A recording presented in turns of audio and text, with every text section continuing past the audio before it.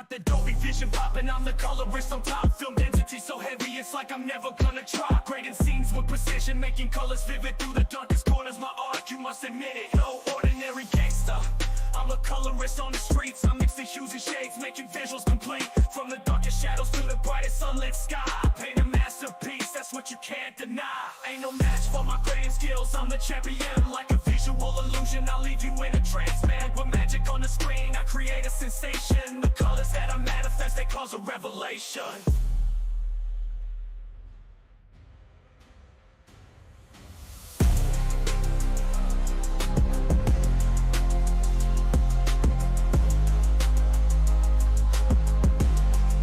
They cause a revelation.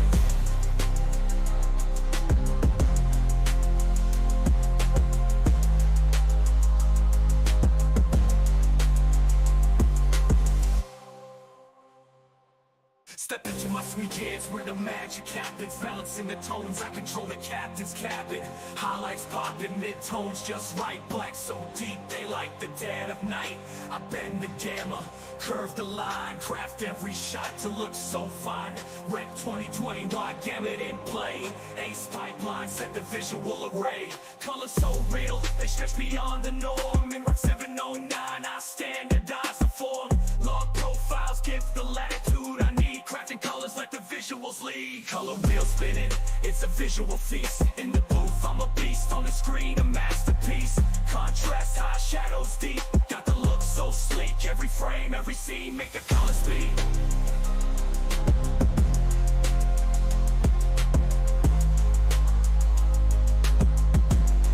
Make the color speak. What's going on? God. Welcome, one and all, to another episode of Cult of Color. My name is Joe, aka Nomad. I'll be your colorist for the evening. Sorry about Sunday. Turns out the people who make my encoder updated it and broke the feature that really only I use. But I fixed it. So, and I'm not telling them how I fixed it. Yeah, S21 was a problem. Okay, cool.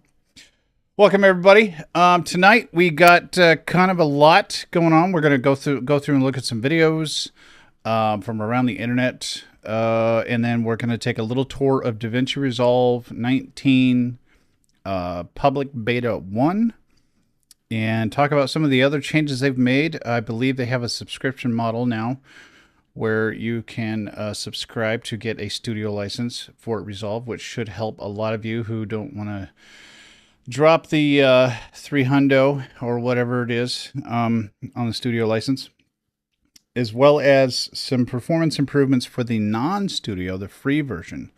That should help you guys out. Jekwanda early, okay, welcome. I see Hexy in the chat from like an hour ago, because he's weird. Rob Groove coming in at the last minute with the submission. I can't wait. Always love his work. Very, very entertaining, creative. So, yes, Rob, welcome. And what else we got going on? You know what? Shut up, YouTube. I've had it with your ass. Oh, I bet, dude. Coming from CapCut, it's gotta be. I find CapCut confusing because it's not laid out logically the way I'm expecting it to have. But how to make AI tracks, man. You gotta like send the list to me so I can plan this stuff, Hexy. It's Paul. Okay. Paul Jaquanda forever. Okay, cool. Very well. Welcome, Paul. So yes. Also, we're gonna go over some of the things that I did to grade Lambo Drive Zambo, aka Brett Lambert's Mini 3 footage. Talk about what otherwise would be considered compromised footage because it was 8-bit, no log profile or anything like that. And we'll talk about how I kind of overcame those particular issues Kind of cheated. I'll be honest. I did use AI to do it, as I think I mentioned last week. But yeah, that's a good point, Hexy. CapCut is really cool, especially on mobile. I don't know why the desktop doesn't quite match up with the mobile features, but like the auto captions and all the animations and everything on mobile are excellent. It does handle HDR footage. It does encode HDR footage, which is cool. Holy shit, somebody's blowing this. Okay, there it is. But yeah, for color, no, not even a little bit. I don't even think it has scopes. So you couldn't, like, you just be doing it Photoshop style. Maybe you'll get a histogram or something. I don't know. I don't know how you're late, Bart, but welcome, regardless. Welcome to the party. So I think that's all I've got planned. I do believe we're going to go ahead and get into some videos. At any point when I'm doing any of this, if you've got questions, feel free to drop them in the chat. I will try to check chat more often than I have been. Y'all get into some serious conversations, but usually I'm pretty good about chat. Let's see here. Shut up, YouTube. You're getting enough. You're fine. You're fine, YouTube. It's fine. Let me scroll up here past all this fitness chat. Good Lord, man, you guys are verbose. And there was this fitness chat. Do we have any submissions before that I didn't play? No, we're not playing that. No. Okay, we got them all. Shit. All right, first up, one of mine. This is a regrade of one of the, I think it was the second flight that I did with the X8 and the Blackmagic Micro Studio Camera 4K G2. At least the Pixis, or whatever the hell they're calling it, that's got a much shorter name, so. Ah, cool. Dehancer. That's a good one. Says Rob there. I guess he a little bit in the past, you heard my comments from about 5 minutes ago, but that's cool. Yeah, I do intend on getting some guests, not just community members, but also I want to get some other colorists on board to kind of.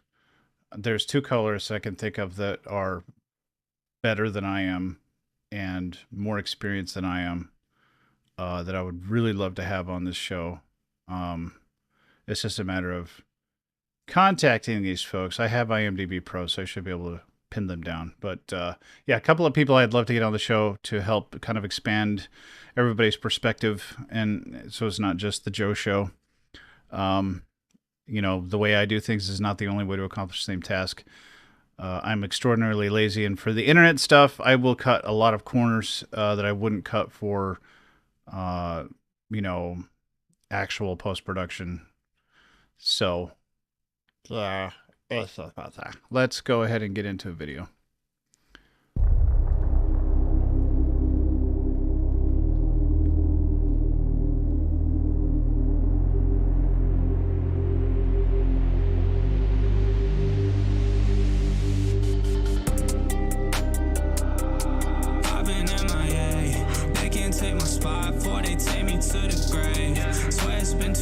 So in this video I went for an Airy split tone look, so I used Airy Log C3 and went for a kind of a filmic split tone. I think it turned out okay.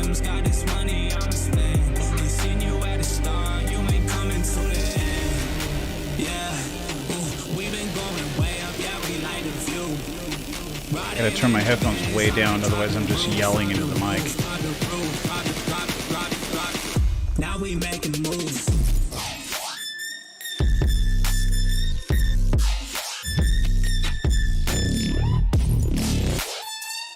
Hope this is nasty enough music for you, Rob.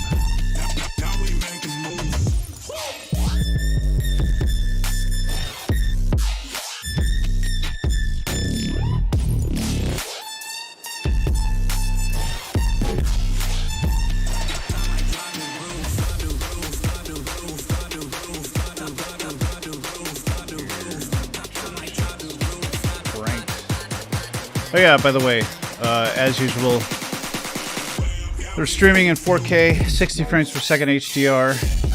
So hit that little gear icon down at the bottom of your player or at the top, depending on what platform you're on, and make sure you are cranked up to the highest quality. Should look great on most cell phones, some tablets, some computers, and some TVs. Yeah, it is. It's nasty, right? Like, if this was on and my wife walked in, I'd change it to porn because that's easier to explain.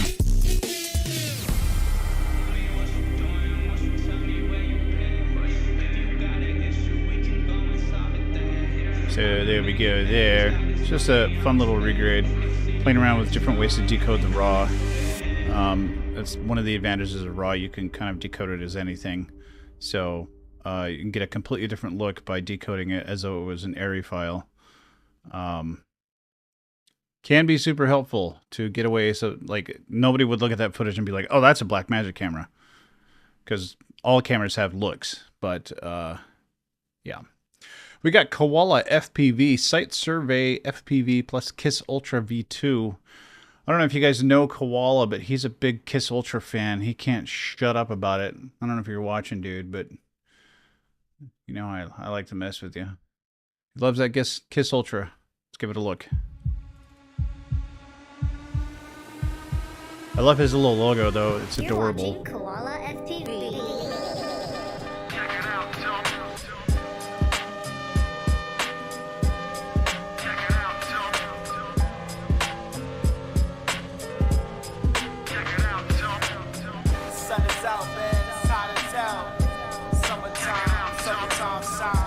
Very, very smooth on the sticks. He does not use stabilization. So it's got to be very smooth on the sticks. He might have a little bit of stabilization. If I compare what I'm seeing in that inset, might be a little bit on there, but it's not a lot.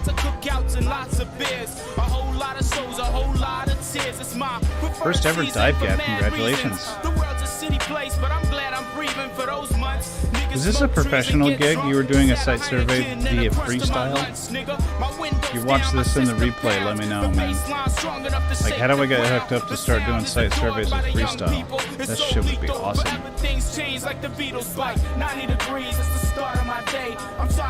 Yeah, he's very good about getting the detail out of his video.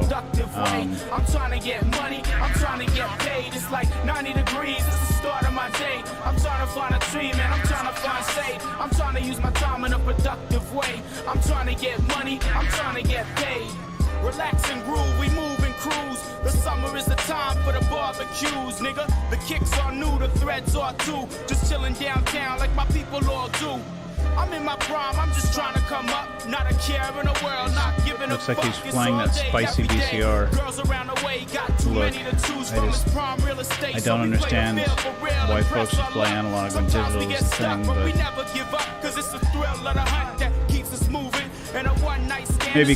maybe Kiss Ultra doesn't support digital VTX. Joe's talking shit.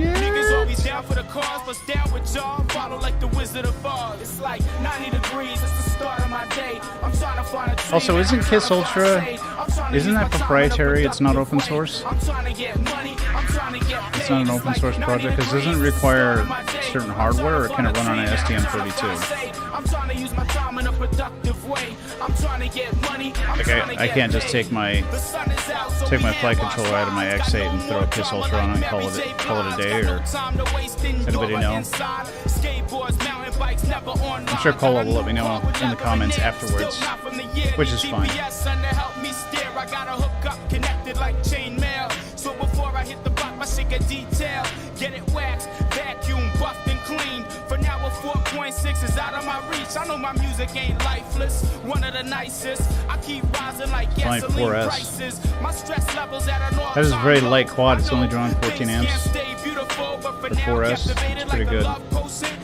summertime, I'm just trapped in the moment. It's like 90 degrees, it's the start of my day. I'm trying to find a tree, man, I'm trying to find shade. I'm trying to use my time in a productive way. I'm trying to get money, I'm trying to get paid. It's like 90 degrees, it's the start of my day. I'm trying to find a tree, man, I'm trying to find shade. I'm trying to use my time in a productive way. I'm trying to get money, I'm trying to get paid. It's like 90 degrees, it's the start of my day. I'm trying to find a tree, man, I'm trying to find shade. I'm trying to use my time in a productive way. I'm trying to get money, I'm trying to get paid. It's like 90 degrees, it's the start of my day. I would actually like to work with this footage. I'm trying to use my time in a productive way. I'm trying to get money, I'm trying to get paid. Bet I can get him to send me some. Take one of these flights and have my way with it, as he said on Marcel's stream last night. So Koala, if you're watching, would love to work on your footage. Give me a clip. Give me one of these flights. Let me play.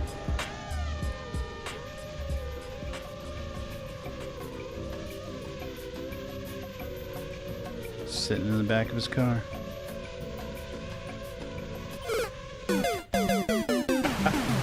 Nice. Very cool, Koala. Make sure I give you a little like here. And next up, we got Bartman Dude, FPV Elsinore, Missouri. Total eclipse footage, QAV Pro 2.5 micro. Let's have a see look. Sky Bart. Sky Bart. The cool dissolve transition on that logo. I like it. Holy shit. You can actually like properly see it. That's good.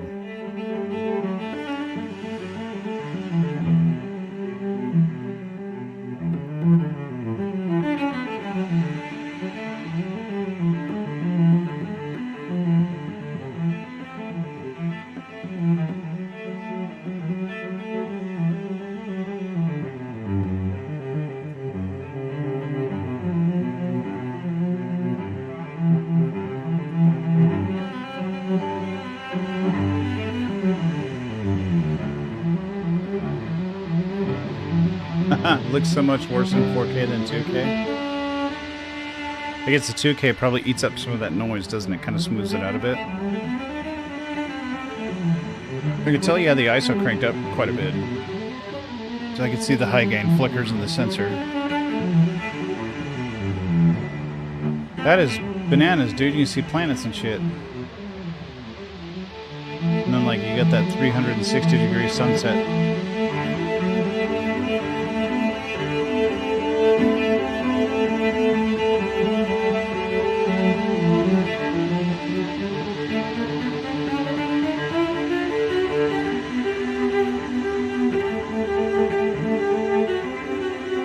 That's cool. I want to hang out with friends. Very cool, Bart. Nice work. You making, oh, there's more. Oh, shit. Or is there? Do you got a minute and a half of nothing? Dude, are you serious right now?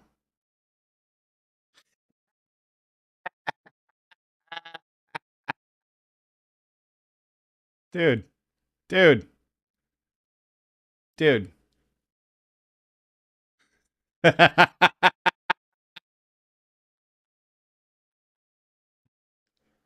want to do this for like an April Fool's joke. Like, I want to upload like an hour-long video, and like it's only the first 2 minutes is like a flight, and then it's just darkness, and then eventually like creepy sounds or something like that. Yeah, I can tell. How the hell did you get it to be so long, though, if there's no audio and video? Okay. Pretty funny. Well, here's a like for you. I'm going to leave a little comment here. Minute and a half of silent darkness is a dope AF, homie. Oops. Comment. Alrighty. Next up, Joshua Turner, FPV drone flight through beautiful Iceland Canyon. So one of the ones I picked out this afternoon.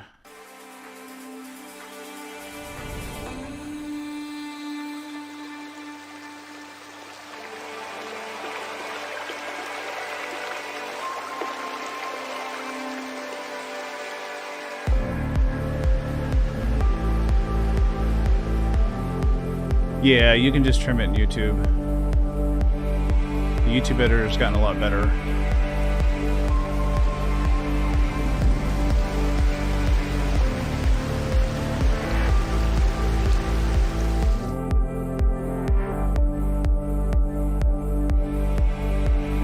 See, like for me, being from the States, this seems like a place they shouldn't be flying, especially like apparently this guy's flying from one of those overlooks. It's like that would be the only way to have that much visibility. I don't know how he's going around the corners unless he's standing up on the apex of the corners to make sure he's got line of sight.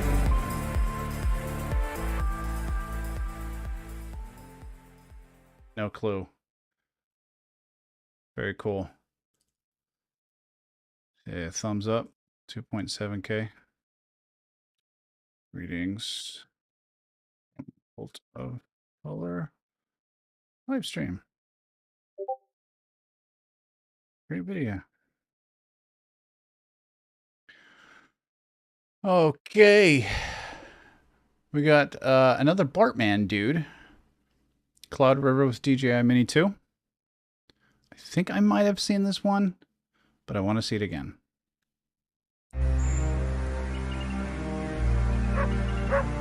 This is a while ago, right? That's what you were saying before.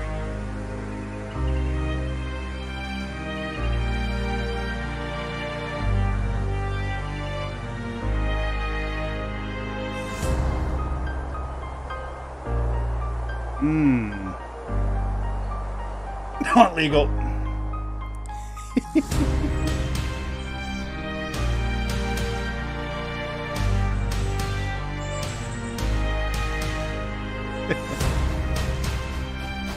Man, you were brave with that little thing.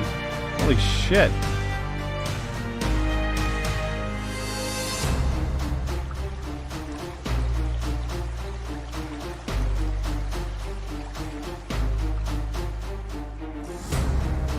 Steak and eggs. I do not know the rules in your country. That's what I tell everybody when I see something like that. No, it wasn't before the rules, dog. 2 years ago? No, it was not before the rules.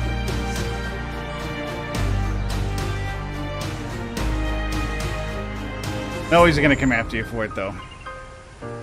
Don't worry about it. Nice pants, bro. I like that little patio area you got, dude. I don't know if, is that your house or is that like someplace you were staying?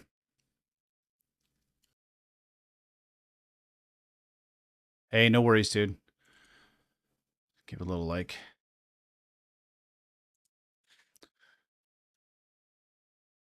I do not know the rules in your country.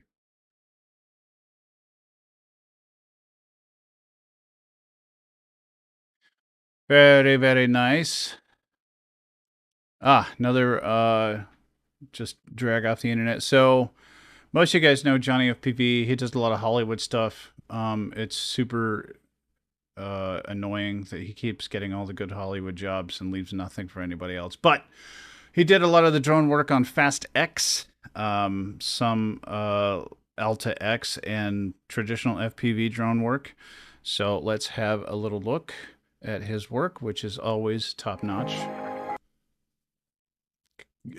Come on. Right, it's being, the colors are fucked up again.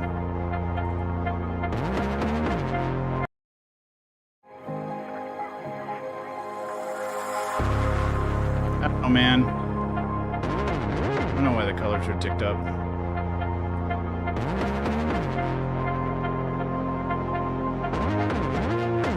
You get the idea.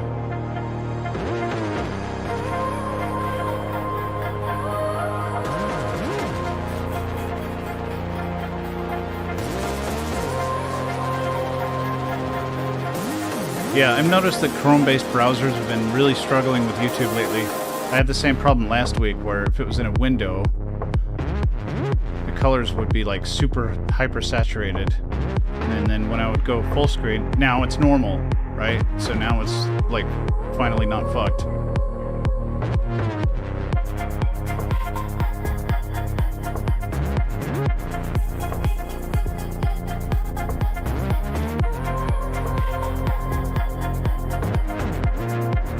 Yes, I don't think he did his own color grading on the majority of these. I think these are clips from the actual film. He does have some clips that are straight off the drone because you can see some of the VFX rigging and camera rigging that were obviously removed in post. And there's obviously CG elements that have been added to the footage as well. Like that ball is not a thing, I'm pretty sure. I know that the Fast and Furious series is very hardcore when it comes to practical effects, but you gotta draw the line somewhere. I mean, didn't these guys like drive cars in orbit or some shit like that?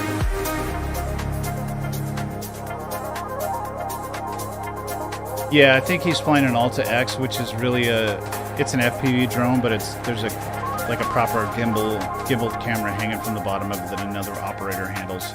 So all he has to do is fly a line. He doesn't have to worry about the camera.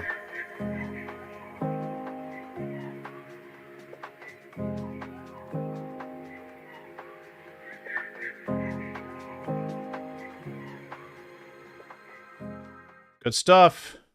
Good stuff. The ball is real. Jesus Christ.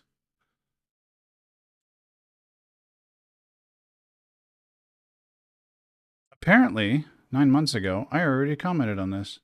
Okay. Well, fine. I don't remember seeing it.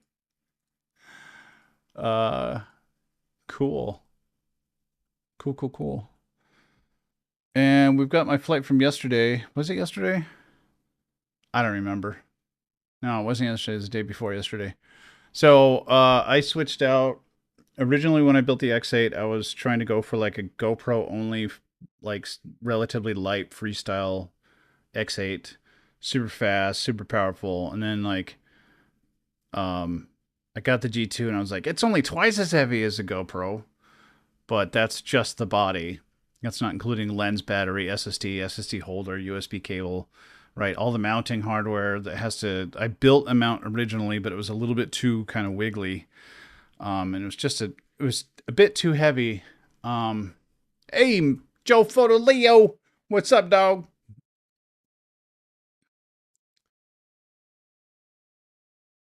What? Where's the thumbs up button?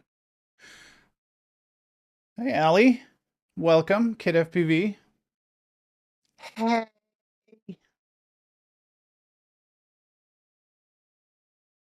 Cool. Stupid phone. Hi, kid. Let's try this again.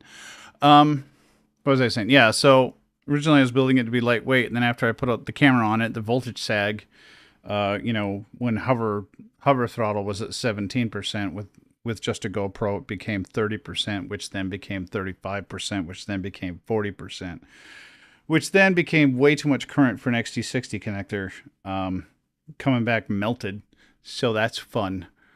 So I swapped it out for an XT90 with 8 gauge wire, and that made a huge difference. Voltage barely sags at all now. Plus I added a GPS. More on that on a different video. Apparently I know things about GPSs that not everybody knows, so I have been requested to do a video on GPS for drones. What else did I do to it? Oh, I fixed a rattle that was on the arm. I had a grommet that was inset into the carbon that was loose, cross-threaded and loose. So I fixed that. I thought I did something else to it. I don't know. I zip-tied the fuck out of everything so it stopped rattling. Anyway, yeah. Let's, how about I play the fucking video? Oh, hey, that might be nice, huh? Hi. Taking a quick flight after adding GPS.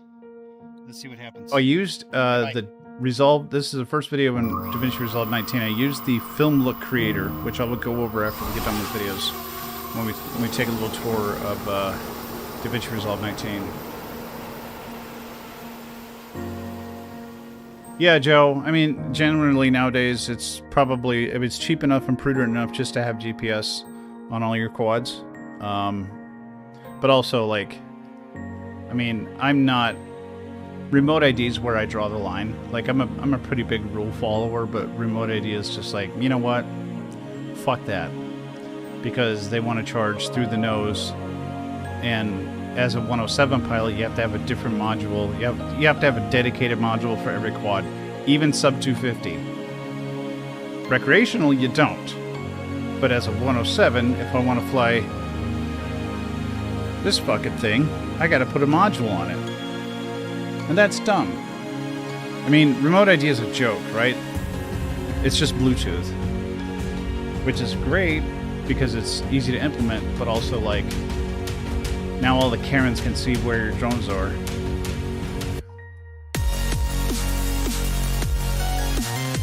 Thanks for the kind words, Joe. Appreciate that.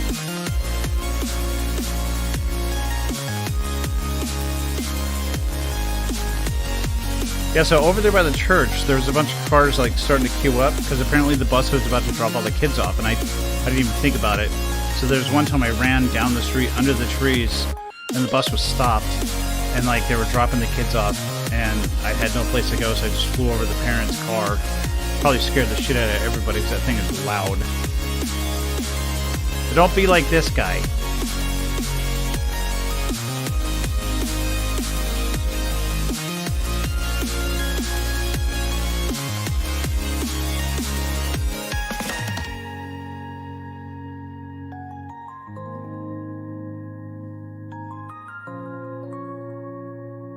Probably had a lot more in the battery as well.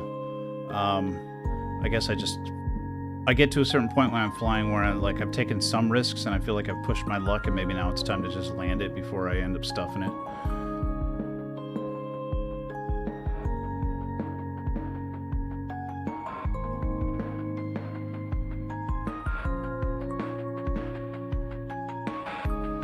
Sweet, okay. Got a hexy, alright.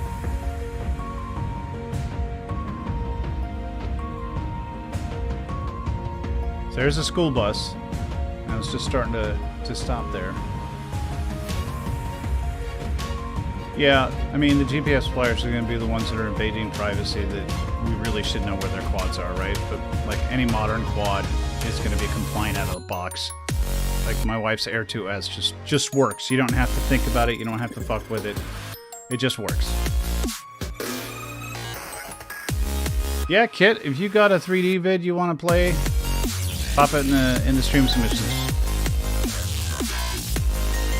Alright, so here it is. I'm like, oh hey, the bus is stopped. Fuck. So I come over here. I'm like, la la la la la. Don't mind me. There's a pile of kids over there on the right.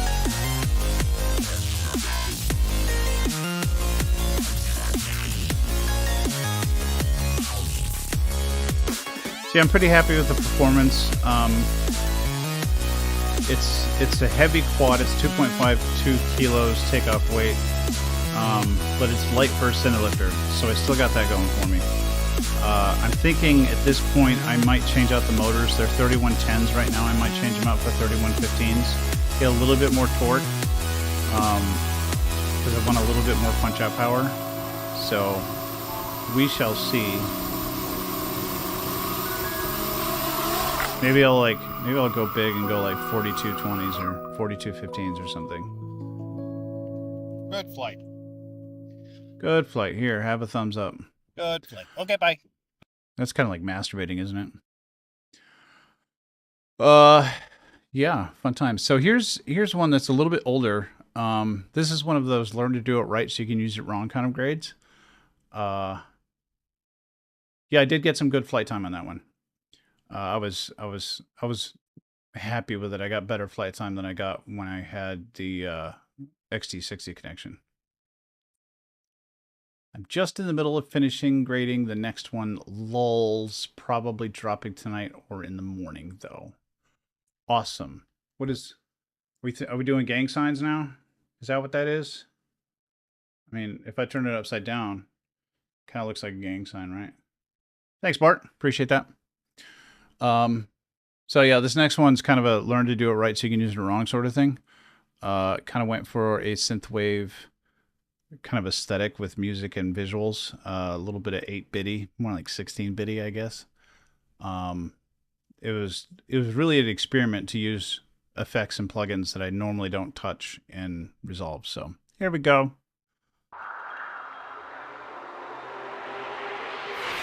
Even did my Nomad Aerial logo with all kinds of weird.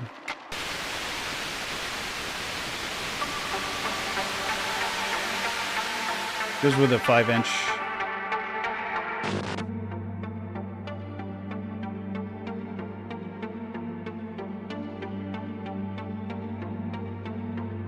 Man, Hexy, I'm gonna have to start a GoFundMe or something for you, dude. You're like a little Make-A-Wish kid when it comes to FPV gear. Please, sir, can I have another?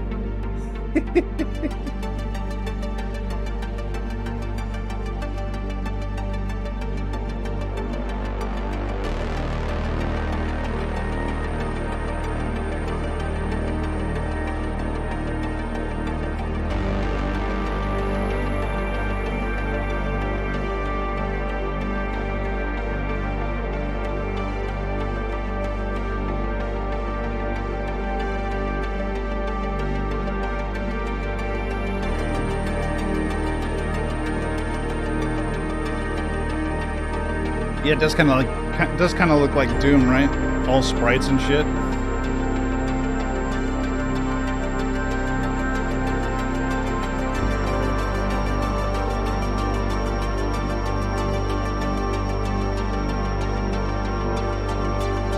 Tiny Tim of FPV.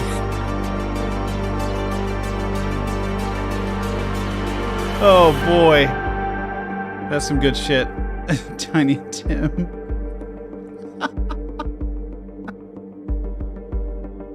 Thanks, Bart. Appreciate that. I mean, how else am I going to make, like, my 1000th flight around my neighborhood? Like, how am I going to differentiate that from any of the other bullshit? Like, I fly around my neighborhood so much because it's really hard for me to get out. And we don't have a whole lot of spots around my area. Like, when it gets warmer, I'm going to go to the health park, which has it's an obstacle nightmare, but it's a lot of fun. Go to the beach, obviously, but, like, everybody's seen Warren Dunes about 10,000 times, and I think everybody who regulars Warren Dunes is sick of my drones flying around. So, here, have a like. Dink. Okay, so, the moment you've all been waiting for... Oh, did I dropped this link in here? Yeah. No, we want to go to that site. It's about 10,000 times, and I think everybody who regulars Warren Dunes is sick of my drones. Okay, sorry. Rob Groove, The Ancient Stone Bridge, Aziz Aga, or Aga, AI music test. Cool. Let's check it out. Decided to make a quick stop on the way back to the ferry. Why not?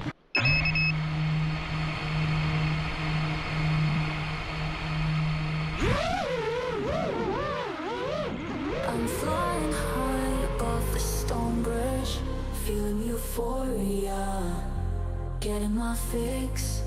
Over the stream, the water so blue. I'm in the zone, nothing to lose. Ancient vibes, taking me higher. Trap beats drop, setting fire. I'm in the sky, floating like a dream, going so fast, just like a machine. I'm on top of a Drive to London. feeling so free, flying through the air, it's ecstasy. I don't know how far away that is from where I am. I know it's about 3 hours to the Upper Peninsula, because I'm southwest corner of Michigan, right on the shore of Lake Michigan. You know, I don't think I've ever actually seen Rob Groove prior to this video. He does exist, he's not just a robot.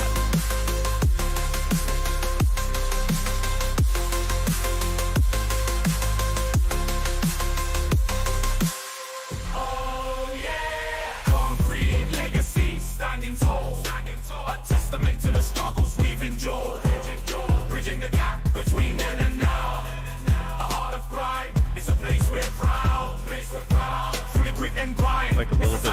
Bill. Underneath the shadows, The music is pretty tight.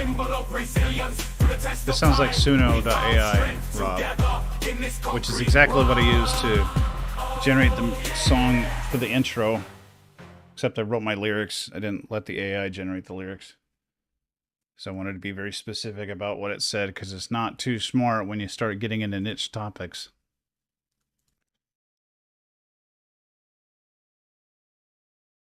Sick rip, bruv. That should be... You think that's obnoxious enough for an American? Alright, well, Hexy dropped a short on us. You goofball.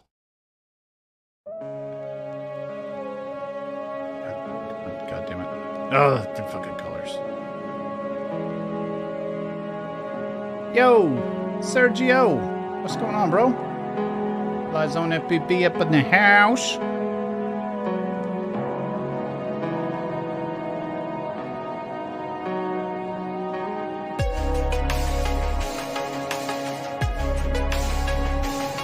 Clear blue water turns my crank, Hexy says.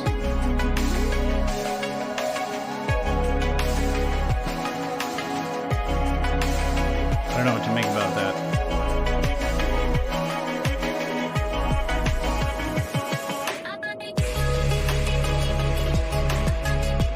See, we have no high-rises in my area. I have to drive to Grand Rapids or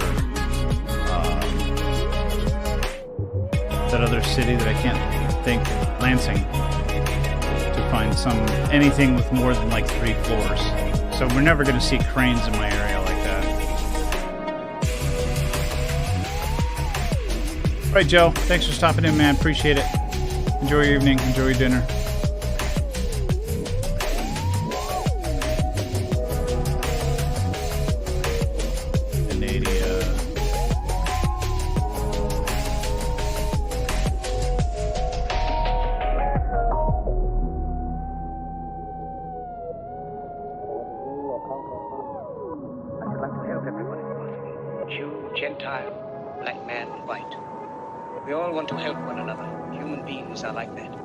We want to live by each other's happiness, not by each other's misery. We don't want to hate and despise one another. In this world, there's room for everyone. The good earth is rich. Did you use like auto reframe or something on this? Because I see it like moving mechanically around, and I don't think it's necessarily matching your flight characteristics. CV1. Cool. I would be interested in seeing some of the footage off that. Be having a go at grading it. If you're interested, Rob, do a little collab. Our cleverness hard, our kind. We think too much, feel too little.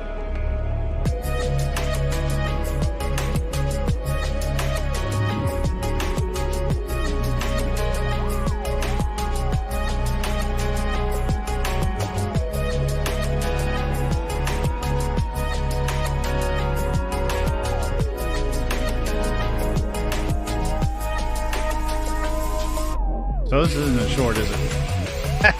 This is a longie. 4-minute, 37-second portrait.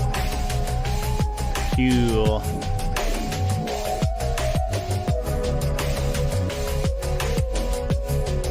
Oh, I've seen this level on Uncrashed.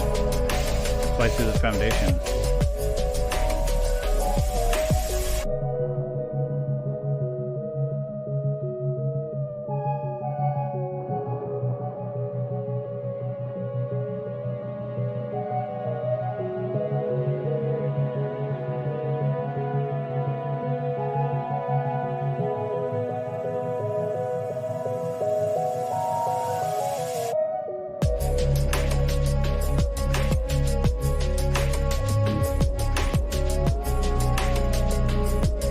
That's cool, man. Flying through the basement of an unfinished building.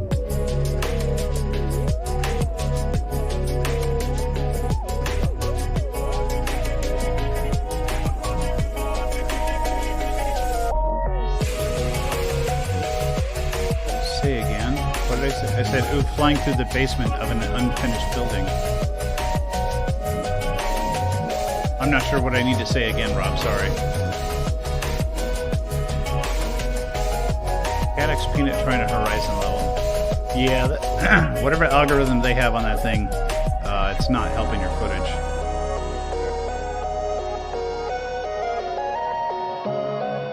I didn't even realize like the footage was relatively level. You just tell people this is a Mini 2 or something like that.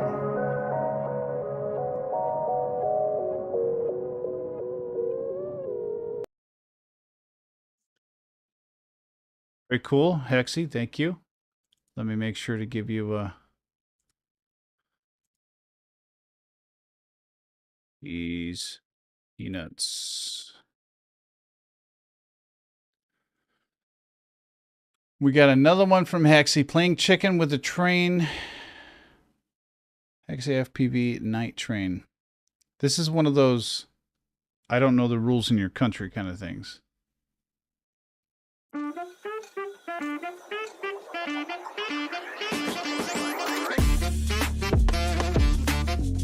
I got rid of the peanut after this, to be honest. Yeah, anything that comes off a Caddx peanut would be considered compromised footage. The colors coming off it are probably good enough, but you can't really do anything to them without really compromising the codec, like straining the codec down. Words and stuff and things. Looks cold, dude.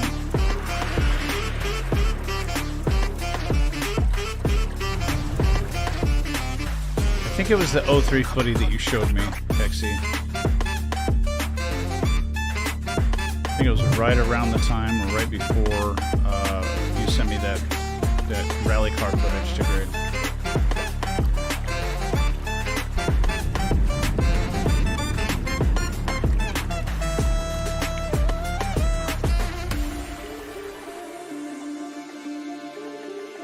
It's because, Bart, you're looking at other dudes' peanuts, man.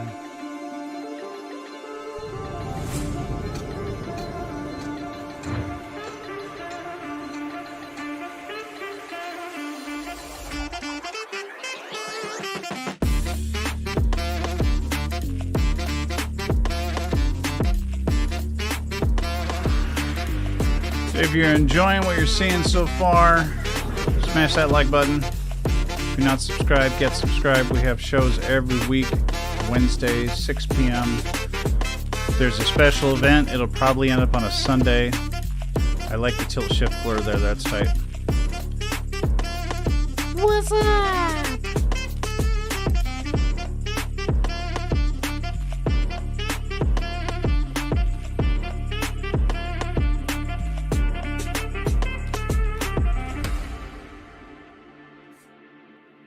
Yeah, no worries, man. Obviously I posted some old shit. Yes, we watch videos on the show. We also get into some color grading, some other tech. Tonight, we're going to take a little tour around the new features in DaVinci Resolve 19 and go over quickly how I graded Lambo Drive Sambo's footage from his Mini 3 Pro. And it will be fun, and there was much rejoicing.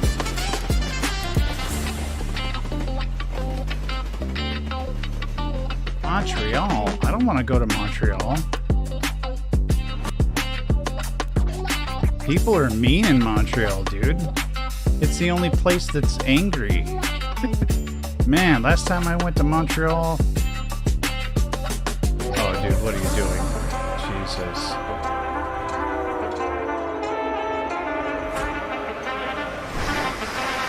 Frame doubling.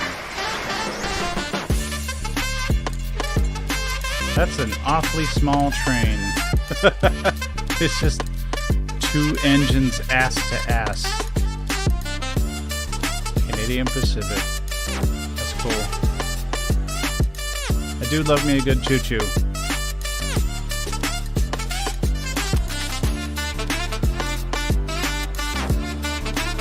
Which camera is this one?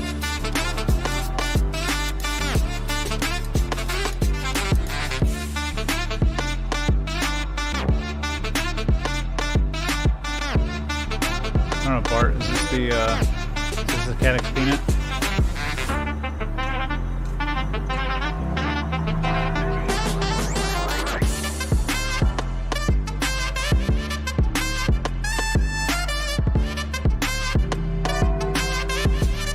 I like the sound effect, man. Nicely done there.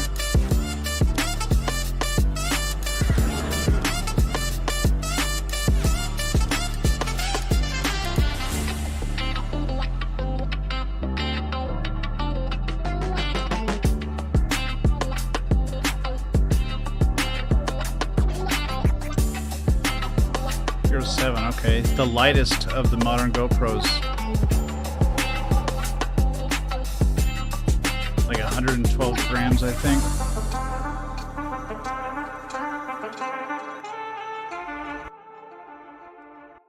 DJ Hex _ Courtney. Very cool, dude.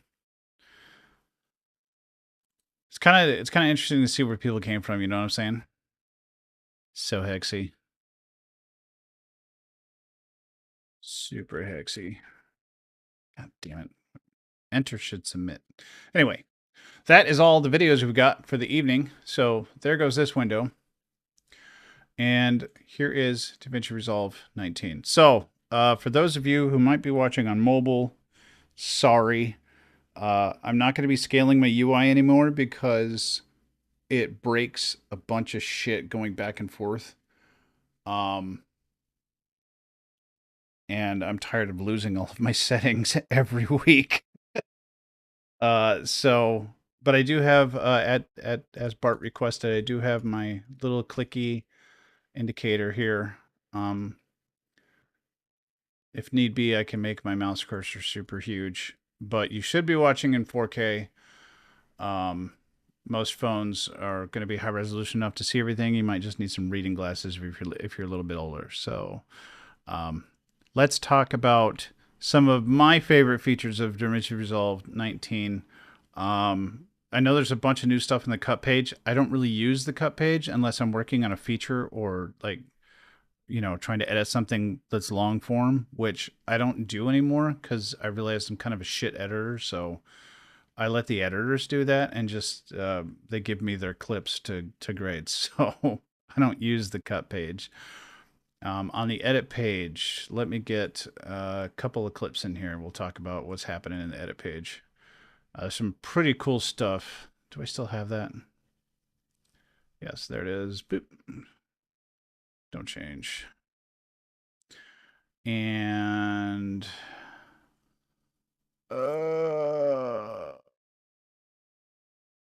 trying to think here. I need good music with lyrics. I don't know that I've got any music with lyrics. Let me dig in my archives.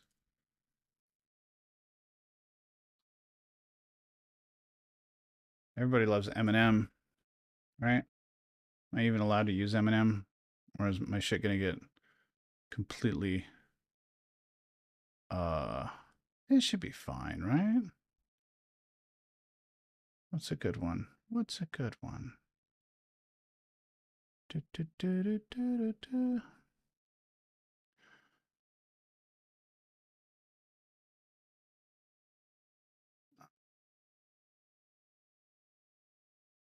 Damn. Okay, there's a very popular one everybody should recognize. You actually gonna go in there, or we're just gonna pretend?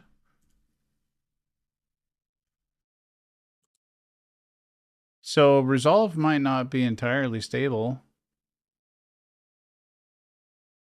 Yo, Lambo, what's up, dog?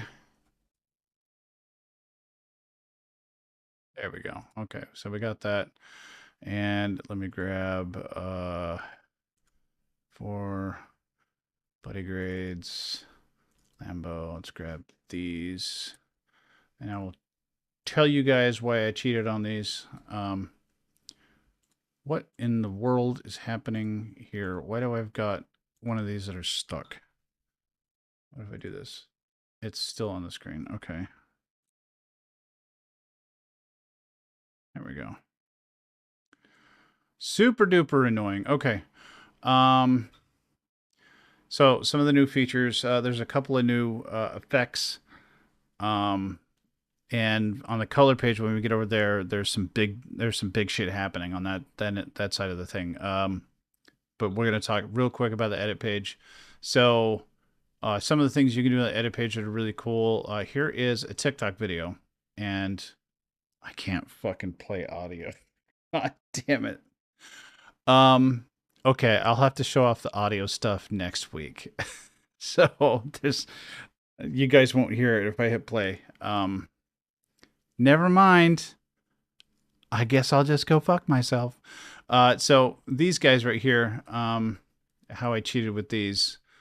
So these were originally 60 frames per second. Let me pull in the originals so you guys can see the difference. So it might be a little bit better if I just play them. So here's the original file that Brett gave me. 60 frames per second, 8-bit, 420.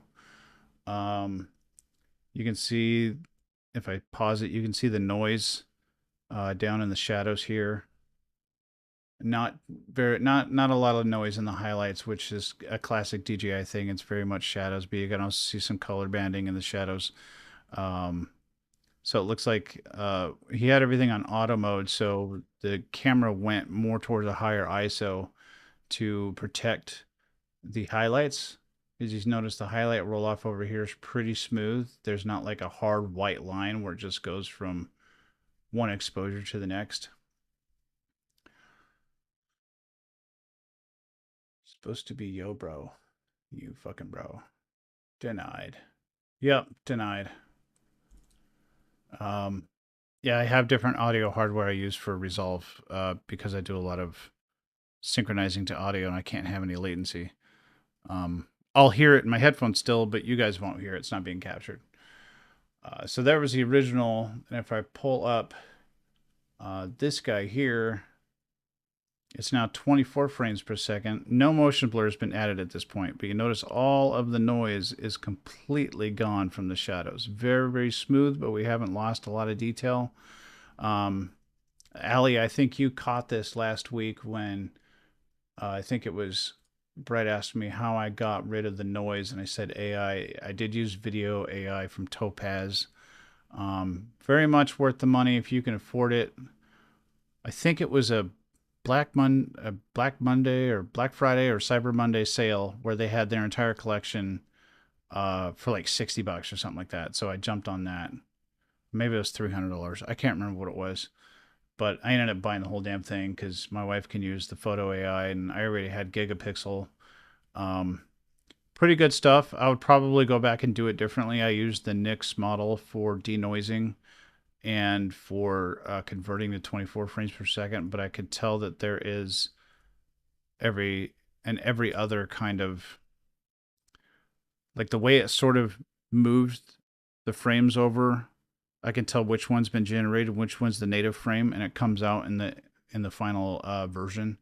So I would have used the slower model to make sure it was more accurate.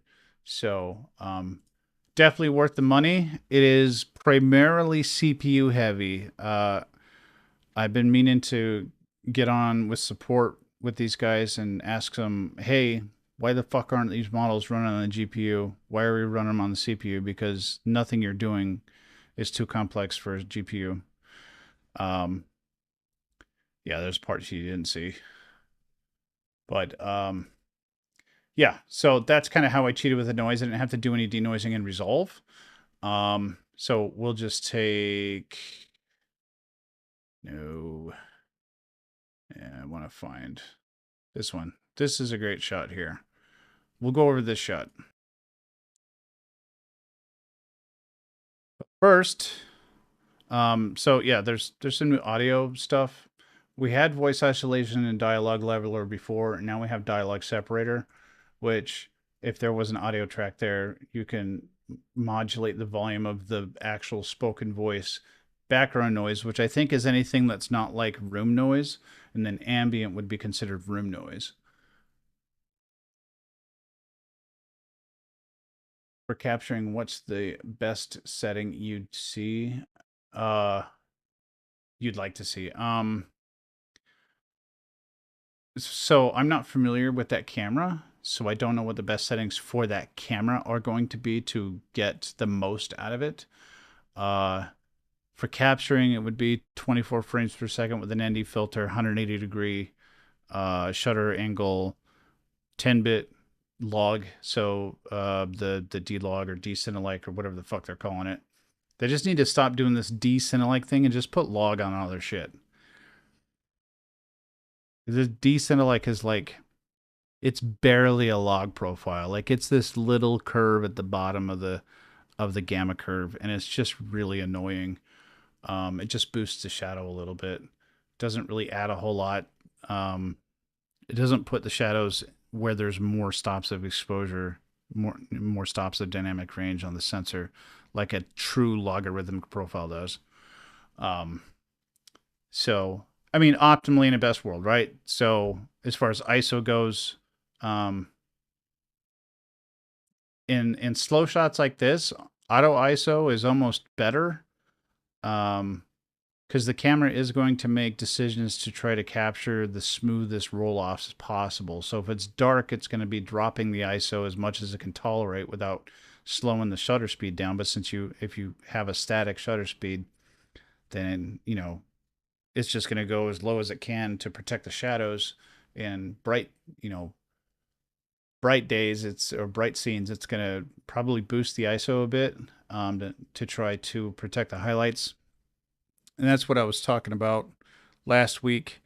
Like some people I've shown my Cinelipser footage to, you know, I'm shooting ISO 6400.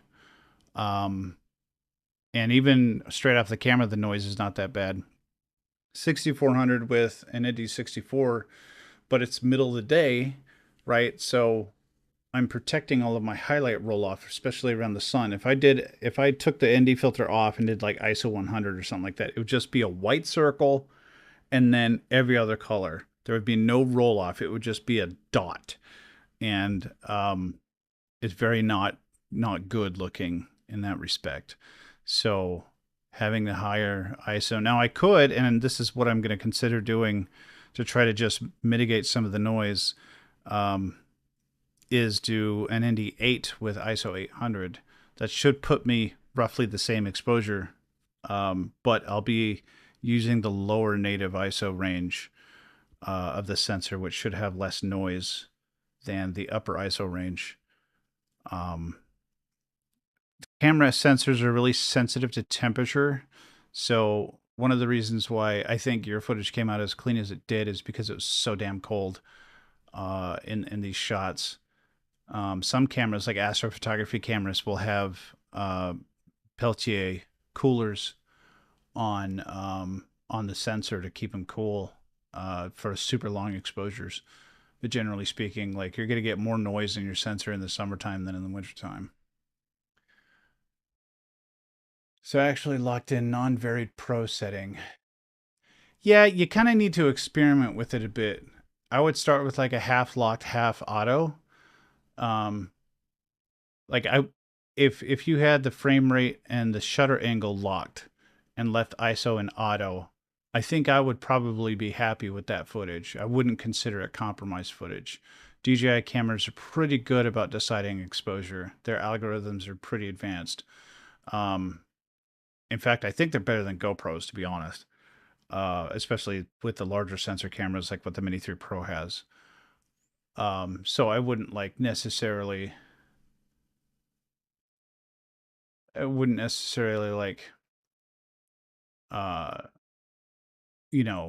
recommend you jump to fully static settings right off the hop. Keep your white balance auto, keep your ISO auto. See where that takes you. If you find something where you're looking at the settings as you're flying, you're seeing something start to be consistent, like it's almost always like ISO 800 or whatever, then you can try locking that in, or your white balance. So Hexy asks, not trying to start a few, but why 24 frames per second? What if 24 frames per second is the thing I'm seeing jitter? It's probably not. So you see a lot of jitter in 24 frames per second if you don't have the right shutter angle. So a good example actually is this shot here. Once it's moving, let me get to somewhat of a larger screen here. There's no motion blur because this was originally 60 frames per second auto, which means the shutter speed is going to be very fast, probably like 1/400th of a second. So there's no blurring between each frame despite the motion. So if I stop it, it's crystal clear. Like I could take a still, it would look great, right? That's the reason why we use ND filters, is because we want to keep the shutter open for half of the time that half of the frame time. So if we're doing 24 frames per second, right? That's where the angle comes from. 180 degrees is half of that time. If that circle is the time of a frame, whether it's 1/24th, 1/30th, 1/60th, half of that is going to be twice as fast, or half the time. So it'd be 1/48th of a second. We want to keep the shutter open to expose the sensor or the film so that it blurs, it smears. And that smearing causes persistence of vision in your brain to connect the two frames together. The brain is capable of perceiving motion as slow as 12 frames per second, give or take. And then back in the old timey days, I mean, so 12 frames per second, that's why a lot of animation, hand-drawn animation was done at 12 frames per second. Obviously, nobody wants to try to do 60 frames per second of hand animation. That sounds fucking terrible. But 12 frames per second was economical. It was fast enough that people would perceive motion instead of a slideshow. And then 24, I don't really know the history of why 24 became the standard for cinema. And some filmmakers have tried other things. What Peter Jackson did, 48 frames per second for one of the stupid Hobbit movies or whatever.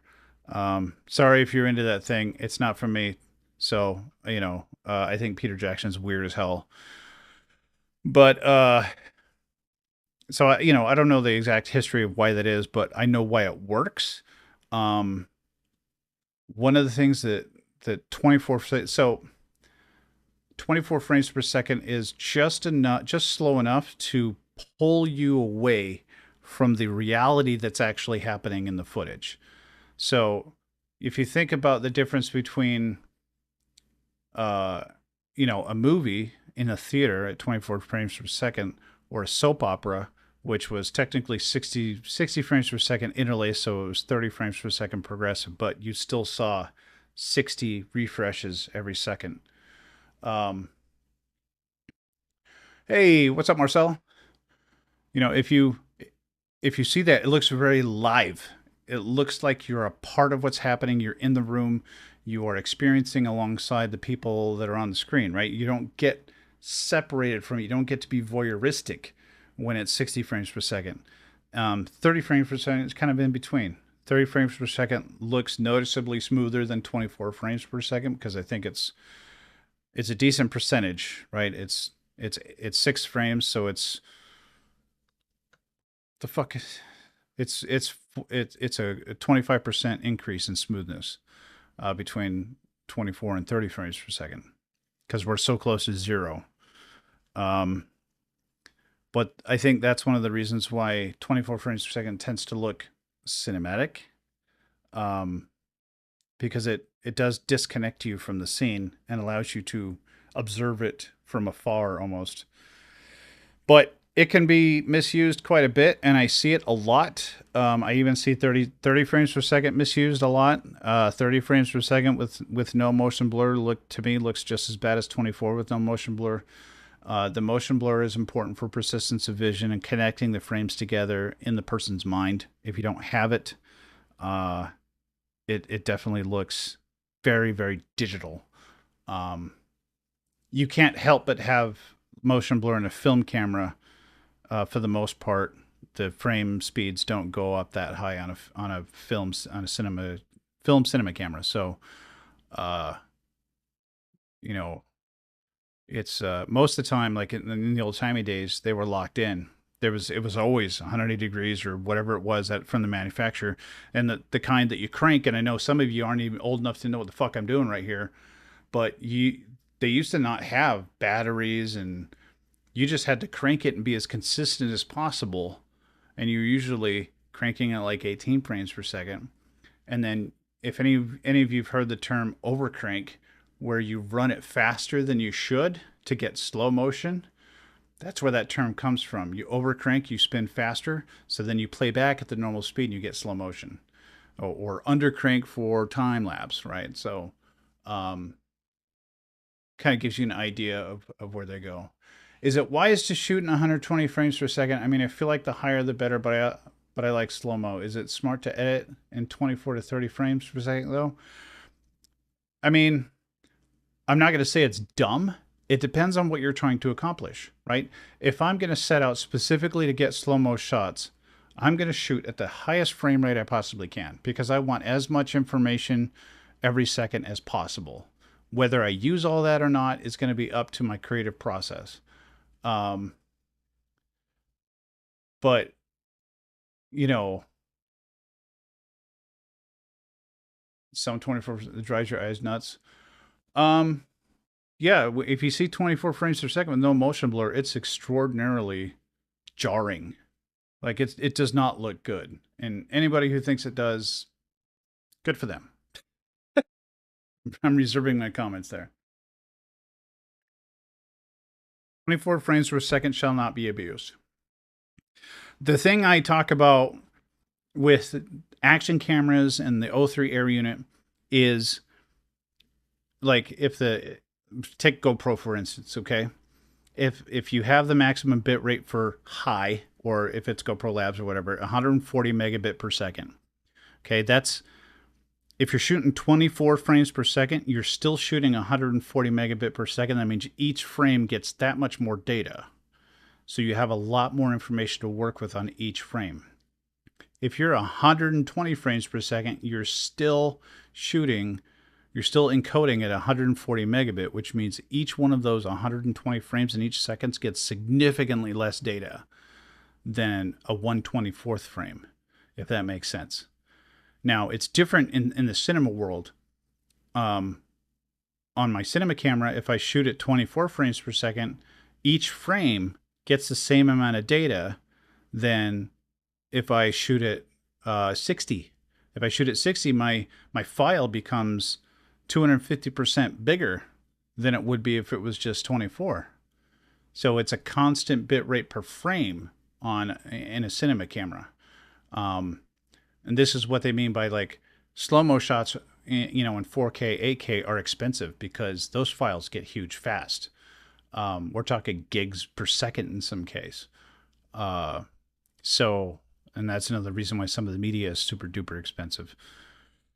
Yeah. So it's a little bit different. You know, your budget on an action camera, it depends on what your goals are. If your goal is slow motion, then you want to collect as much data throughout the entire second as possible. So the higher the frame rate, the better. With the caveat is that each frame is getting less information. There's going to be more banding. There's going to be more splotching, more macro blocking that happens, which can be mitigated in post, as you've seen what I've done with your footage, where you gave me that 120 frames per second. I took it down to 30. I did a 30 frame per second timeline, added a little bit of motion blur in post, which is never perfect, but it was good enough for government work. But I had to clean up every one of the frames that I ended up with in that 30 frames per second to get the macro blocks and the banding out and all that stuff to make the frames reasonable. Like they weren't perfect, but reasonable. Each flight is like 5 gigs. That's adorable, bro. So like I have the bitrate on my GoPros using the labs firmware cranked up. I think it's like 180 or something like that. So my flights are usually in the 8 to 12 gig range. Such a weird balance with editing. Yeah, I can see that. Anyway, talk about tangential conversations. What was I getting at over here? Yes. So I converted it into 24 frames per second. Why? Because I do everything in 24 frames per second because that's my preferred frame rate. Okay. That's just me. I'm not saying it has to be 24 frames per second. I'm not saying it has to be any particular frames per second, but that's just what I do. That's how I do, yo. Plus, if you talk about a compute budget type of things, but yeah, 25 packs, cool. I mean, get a bigger SD card, dog. And back your shit up, Hexy. Back it up. Just backups, dude. Backups. Okay. Anyway, I'm off my soapbox about that. Yeah, 24 frames per second means less frames to process overall. So things tend to progress quicker with less frames. When you're talking about just raw frame count, like I always, if I do 60 or 120 or 240 or something like that from a GoPro, and I take it in a gyro flow, and I'm like, what the fuck? Like, why is this taking forever? And I'm like, oh, because there's 130,000 frames in this clip instead of 4,000. So, just an example. So let's talk real quick. I'm going to turn into a pumpkin soon because I've been yammering all night long.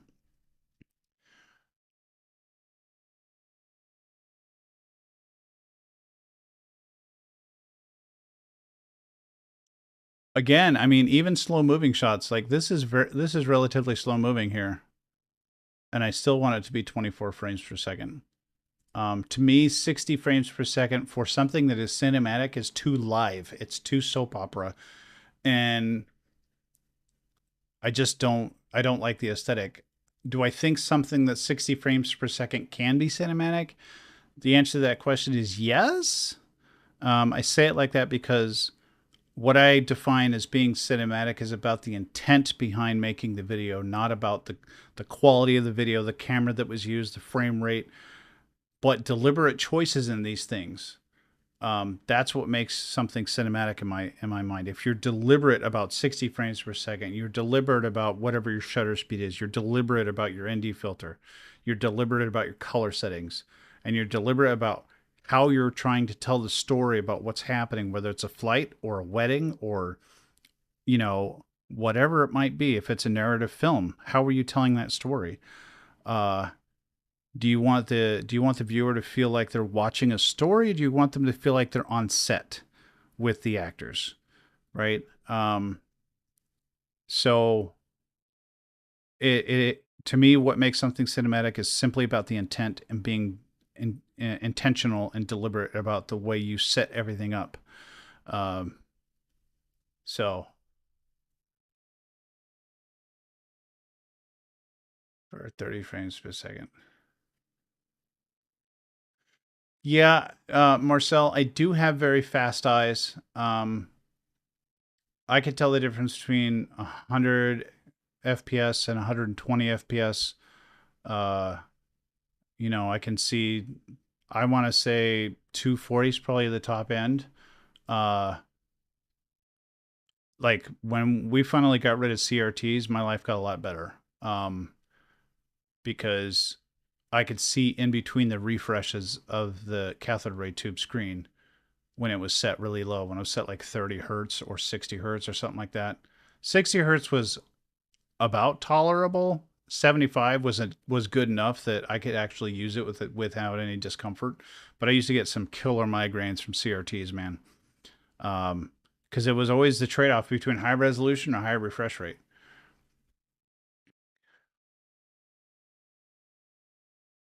Yep, I do see when it comes to video though, frame rate, I gotta, you know, unless somebody's shooting 5,000 frames per second and they've slowed it down, then, you know, if it's just right off the camera, I'll be able to tell what the frame rate is almost all the time. So.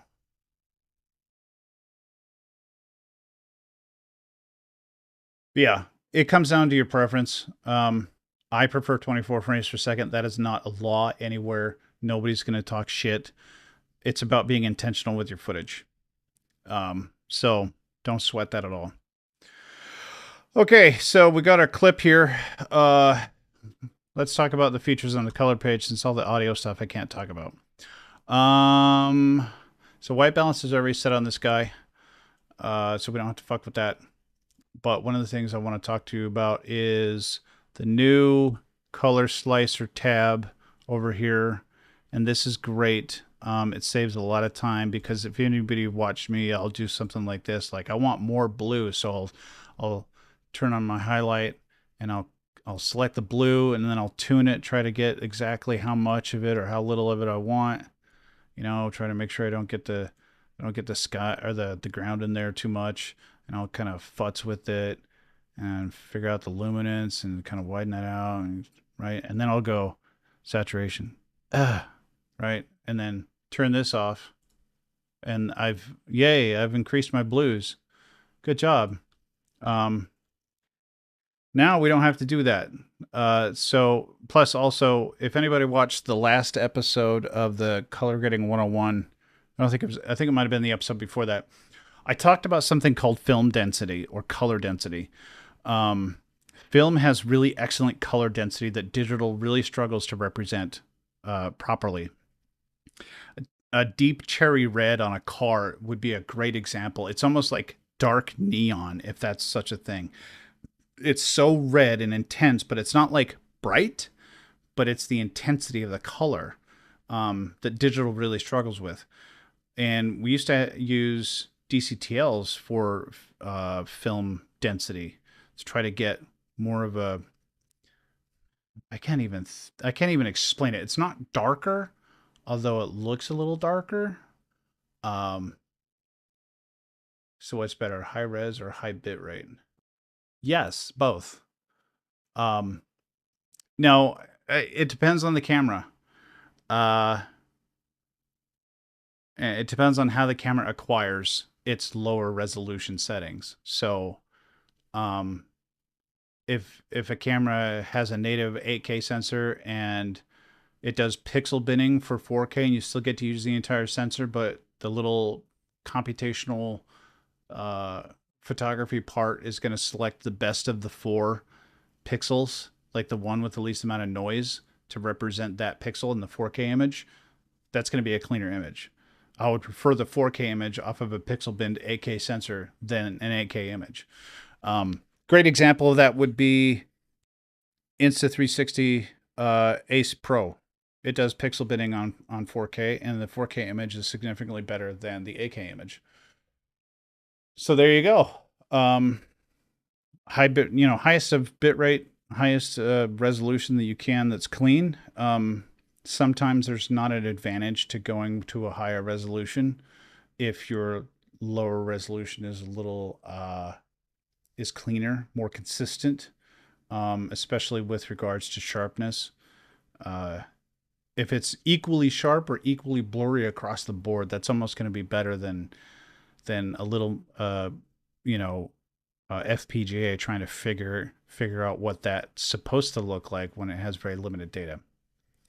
Color density. So I got my blues up here. I haven't saturated anything. So if I go over to my blues and I hit my little highlight there, it's just going to show me everything is blue. Now I'll turn my highlight on so that it sticks. I don't have to hold it down. And I can adjust the center of that so that I can select, if you look on the little wheel down here, kind of hard to see, you can see that line that's moving around, and that just moves where the center of blue is. So it's a normal, pie piece hexagon when it's centered. We're changing the sizes of the pie pieces. And that way you can kind of get very selective about your color. And then this is going to blow everyone's mind. So everyone knows saturation, right? I crank that up, right? It gets more saturated. Big whoop. But here's density. Reset that. I don't know if you saw what happened. It looks like it gets darker, but not quite. It gets deeper. And combine that with some saturation, and immediately the clouds pop out, which is a very different look than what I had before. You do the same thing for all the other colors, kind of check them, little spot check. So there's some cyan in the sky there too. So we can do the same thing there. And I didn't have this fun little tool. You should get a smaller mouse pointer. Jesus Christ. I didn't have the color slicer when I did this the first time. So I was doing all of this kind of manually, but this is a dream come true, to be entirely honest. And you can do each color individually, or you can just crank the density on all the colors and the saturation. You can go crazy with it if you really want to. But I would encourage you, if you have the studio version, and I think it's in the free version also, Play with color slice. And when I say play, I mean play. You know, try to figure out what these things do. Because trying to understand color density is weird. It's a little bit brain breaking. I think automotive paint's probably the best way to explain it. You know, super cherry red, that's dark. It's almost like dark neon. That's the best way I could think about it. You know what, Bart? I'm going to come next week with a mouse cursor that takes up 25% of my fucking screen just because you're talking shit. Anywho, so when I did this conventionally, I went to my trusty magic mask and I turn on my onion skin, and then I am going to grab the sky instead of the ground because the sky is a little bit more consistent than the ground is. La, la, la, la. And it should go red here in a couple seconds. And I'll switch it over to better, drop my refine range to like 2. And then I will hold Alt so that my plus turns into a little minus. And I'm going to say, I do not want any of the horse shit that's down here. So I told you what I did want. I don't want any of this stuff here. La, la, la, la. Okay, so I've only got 2 strokes here, and I'm going to hit track. Ta-da.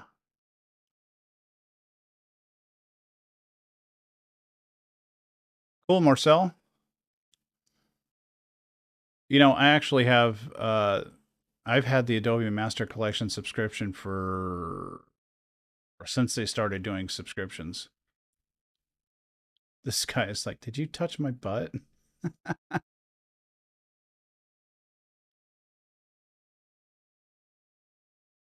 Well, I didn't clip that, so we'll just ignore that part. So turn off my onion skin. So now I've got this tracker node here, and I'm going to go ahead and label it here. It's track. Now I don't want this to actually be a part of the image that we see. So I'm going to right click, create another corrector, and connect it up to the source and the output. We're just going to use the mask. So I'm going to label this ground, so it doesn't need any kind of mask. Ground. And then this node here, right click the ground, add node, layer node.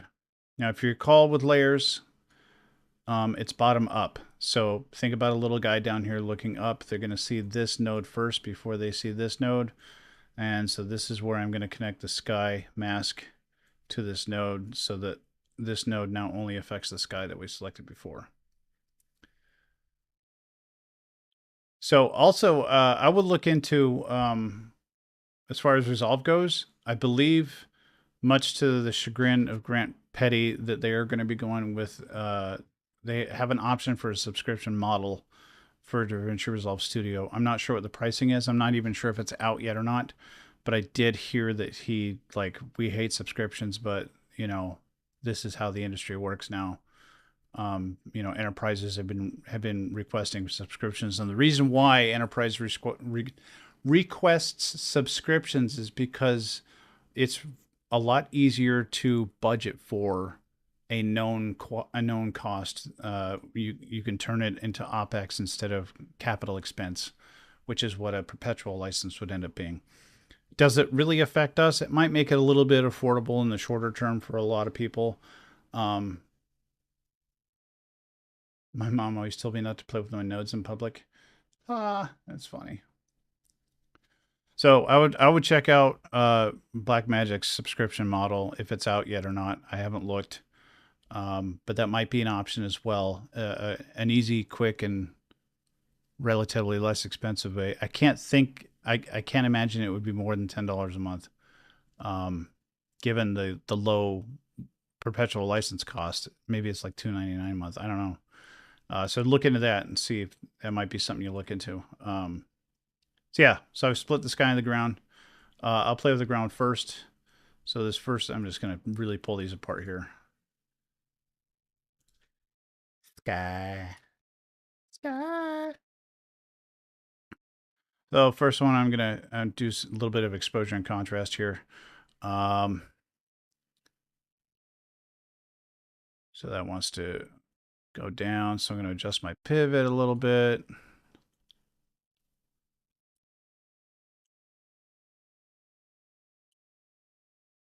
All right, and then I'm going to do a serial node there. And we're going to just do our color space HSV saturation trick. So I change the color space to HSV. And then I turn off the H, which is hue, and the V, which is luminance. And then I turn the gain up, which will turn the saturation up without damaging the hue of any of the colors that are there. If I crank up the saturation down here, it's going to shift some of the colors. And it may change the luminance of the colors. So this way I can get really aggressive with it without necessarily making it look like clown shoes.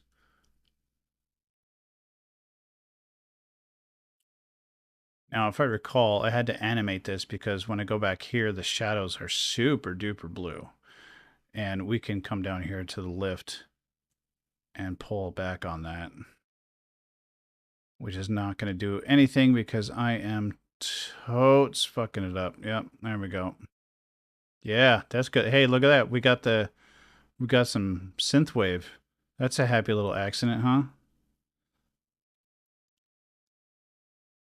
Okay, enough fucking around.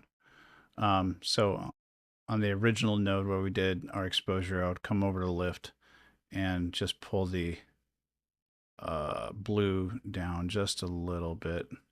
And then because we did that, we have to go the opposite in gamma. So I'm going to go +2 on blue and gamma. There we go. And then we'll pull the blue down in the gain. There we go. And now we can come over here and reef on this a little harder. Now it won't look quite so crazy.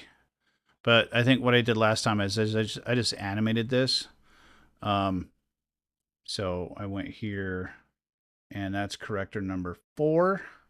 So I hit that to arm that. Right click, add dynamic keyframe. But I need to actually set this where it needs to go first. I think we started there-ish. And then as soon as we passed that, add another keyframe with the same value. And then about there, crank it back up. There we go.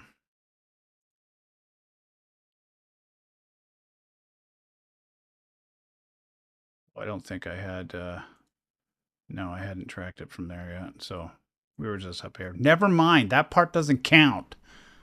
So I didn't track the whole damn thing. I didn't clip this. I just pulled it on the timeline like a fucking weirdo. So yeah, we got our saturation happening there for the ground. And the sky will do something similar. We're going to pop some contrast on there just a little bit. And we're going to pull the offset down just a tiny bit, just darken it just a touch. I need to go back to my track. We're going to add denoise and post filter so it blends the horizon a little bit better. Yes. So back to sky. Now, here's where it's going to diverge from what I used to do with DaVinci Resolve 18 from the tools that we have in 19. Okay, so I'm going to create another node, and I have to drag the mask down to that node as well. Now I'm going to go to the color slicer, and I am going to bring up the density on blue and cyan. Okay, which is definitely going to push the clouds apart from the background. I'll bring the saturation on blue up and a little bit of the saturation on cyan. I'm just have a quick look at some of the other colors. I think there's a yellow there that I might want to mess with.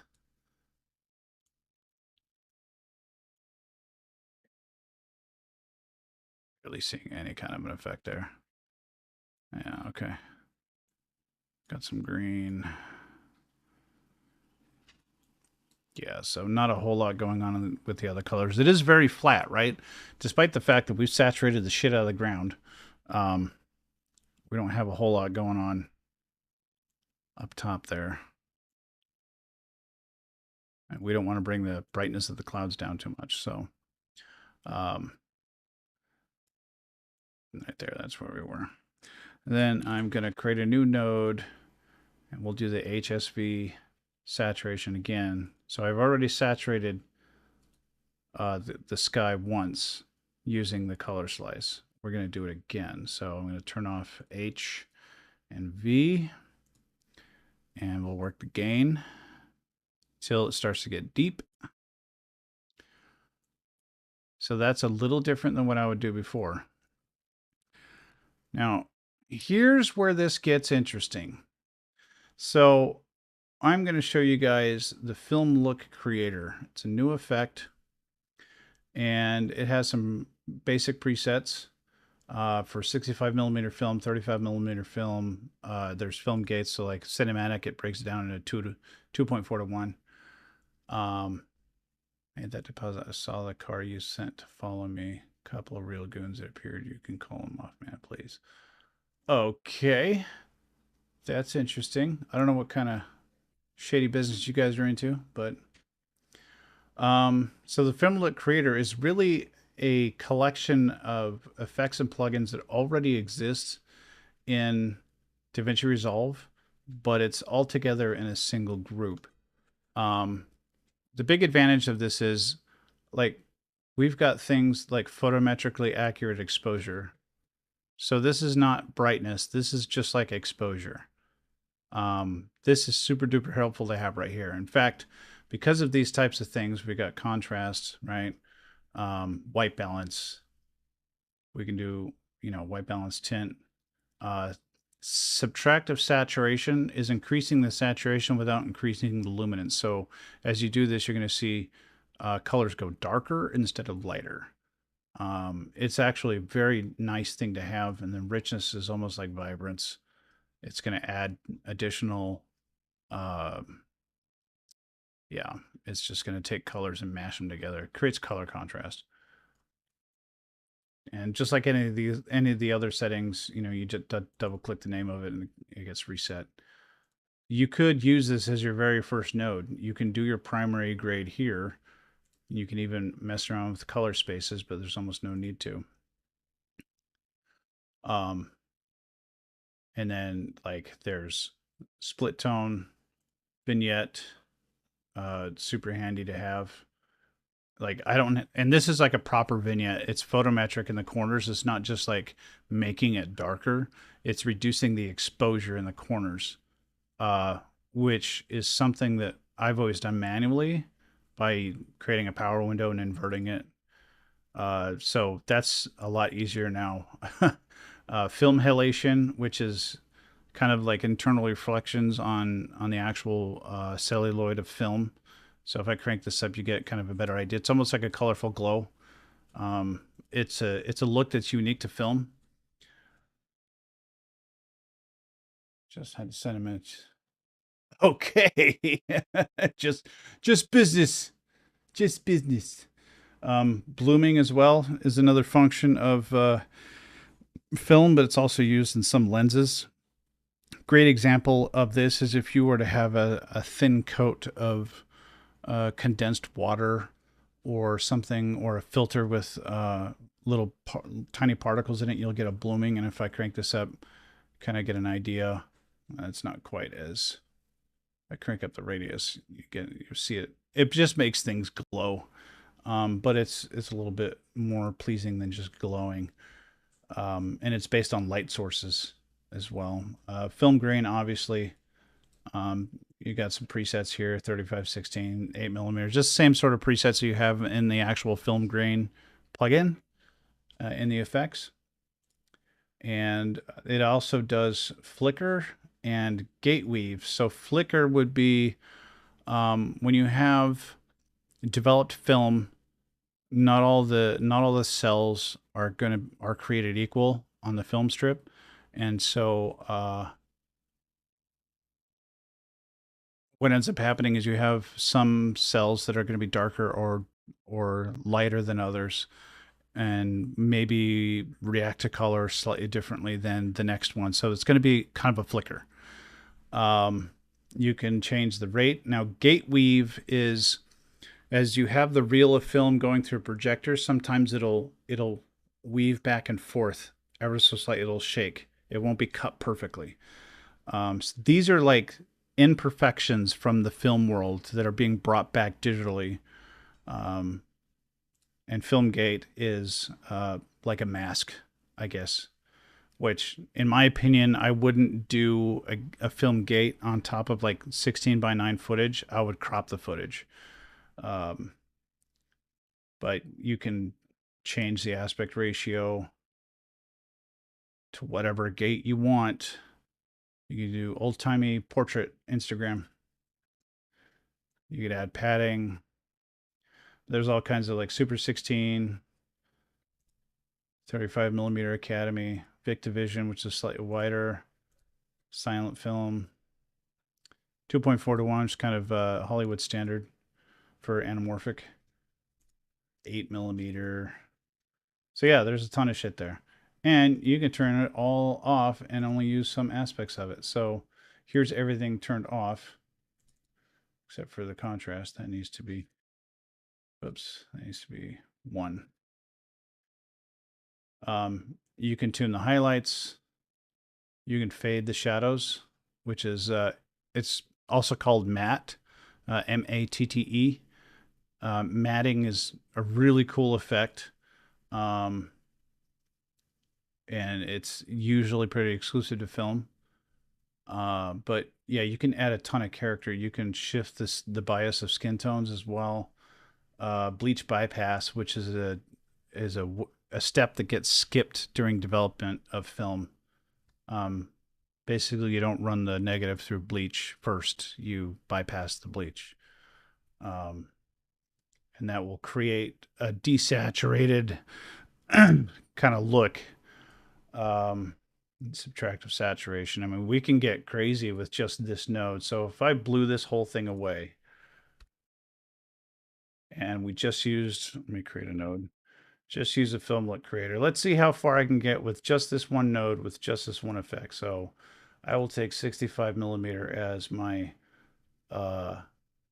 starting point, and I'm going to keep the contrast where it is and bring my highlights down. So I need my scope because I can't see shit. So highlights. So if you notice the highlights here, unlike using gain over here, where gain will affect everything, it affects shadows, midtones, and highs at the same time. Using the highlights up here will only affect the highlights. So if you bring that down, it becomes very flat. You notice how we lost all the detail up here? So you got to be careful with that. So I might take the highlights right up to 1000 nits to get myself a little bit more detail.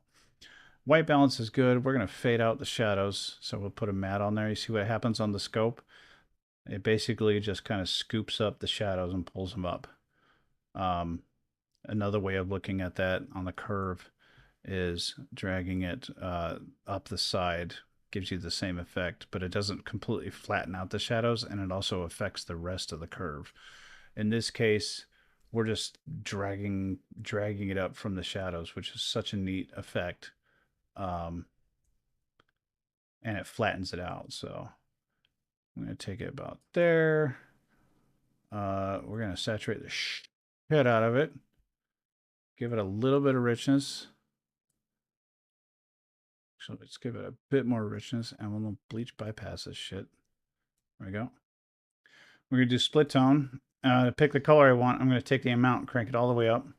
And I'm going to take my pivot all the way forward. So you've seen me do manual split tone, where I do a highlight and a shadow node, and I have them in parallel, then layered, in parallel with the overall grade. This is the same thing. It's just easier.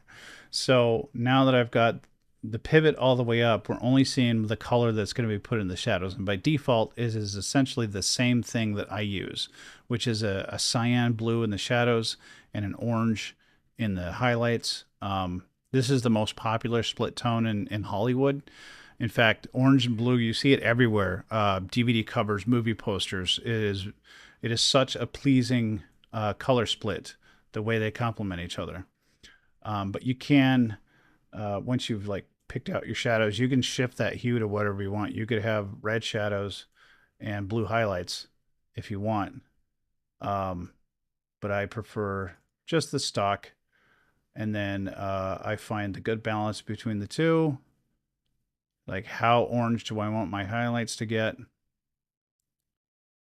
And then I'll pull the amount back down so that it's just a little chef's kiss. The Da Vinci game. So halation can reduce detail if it's overused.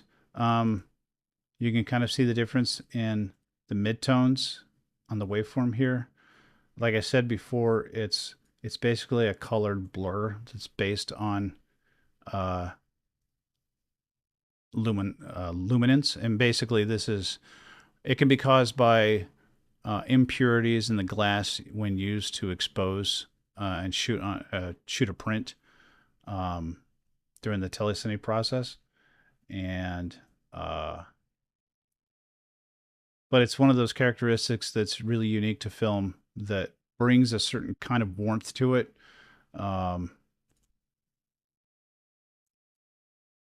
you can also change its color. Its color is typically a redshift, but you can change that color as well. Bloom also, like we were talking about before, it's kind of like a luminance-driven glow. And then grain, since we chose 65 millimeters our stock, we're going to keep that 65 millimeter grain. Now, I love film grain. I absolutely love me some film grain. The problem is, though, film grain causes, like, if you have a variable bitrate file, film grain causes the bitrate to go sky high. And if it doesn't cause the bitrate to go sky high, it's going to cause macro blocking, blurring, and it's just generally going to ruin your footage. So places like YouTube, notorious. You upload something with film grain to YouTube, it's going to look like effervescent shit stain. I guarantee it. There's no way to get enough bitrate into a file that YouTube's going to be like, oh, that's supposed to be film grain. Let me make sure that, we stay true to that. So for YouTube, I highly, highly, highly recommend not using film grain. You might be able to get away with it on sites like Vimeo or something that maybe ingest. I haven't used Vimeo in a decade, so I don't know if it's gotten better, but it used to be way better than YouTube as far as quality is concerned. So your mileage may vary, but be like, if you use so little that it doesn't affect your bit rate, it's going to be imperceptible. It'll just look like camera noise. If you use too much, it's going to destroy all of your colors. These will turn into blocks, and you won't be able to see any of that shit. Because as we play, this dances around. You see that? So you can imagine what that would do to your encoding. It's either going to make your file enormous, or it's just going to destroy everything. So, my opinion, for internet distribution, where storage space is at a premium, I would advise not using film grain if you can help it. Yeah, some background music. Fun. What is this corporate bippy boppy bullshit? Okay. Yeah. Flicker and gate weave, up to you. So let me crank these up so you can see what they do. So you can kind of see it flickering a little bit. The brightness will flicker, and it's weaving back and forth. It's kind of wiggling back and forth. That's gate weave. So flickering, obviously flicker. So if I turn the flicker off and you see only the gate weave, there's no change in brightness. Well, that's not gate weave.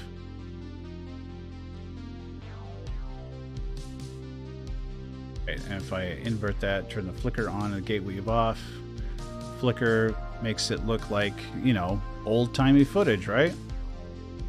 The flicker is not necessarily done. It's not captured in the acquisition. It's not on the negative. It's always done during development. Impurities in the chemicals, different reels developed at different times. Celluloid stock that isn't consistent from frame to frame. So, your mileage may vary. You can add those things. You can leave them out. It's fine. But that's how far I got with one node. Cool, right? Doesn't look the greatest thing in the world, but practice driving with a 16-year-old. Holy hammer dasher. I remember those days. Good luck, buddy. Take care. let me think. So the other big new features in Resolve. So one of the things that that I love, you won't be able to hear this, but the thing I hated was this was entirely useless. This waveform up here, but now you can actually click and drag like a goddamn adult, as opposed to just like having to come down here and click and drag this. You can actually just click and drag up here. That's super handy. I didn't know how much I wanted that until I had it. Hey, Koala! What up, dog? So, yeah. You can't hear it because, it sounds... No, you can't hear it. Okay. But that's just one of the neat, like, little quality of life features. They've also changed out some of the icons and such to be consistent more with the touch version of the iPad version. A little bit more touch friendly.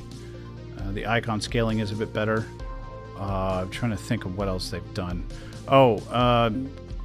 Searching over here, another quality of life improvement. So if I were in transitions and I wanted to look for a drop shadow, right? I'm not going to get it. I'd have to go over to drop shadow, go over to filters. But if I just go to toolbox or like open effects, all of my effects, whether they're filters, generators, whatever, right? I get to see them all. So it'll search the entire thing, which is super handy.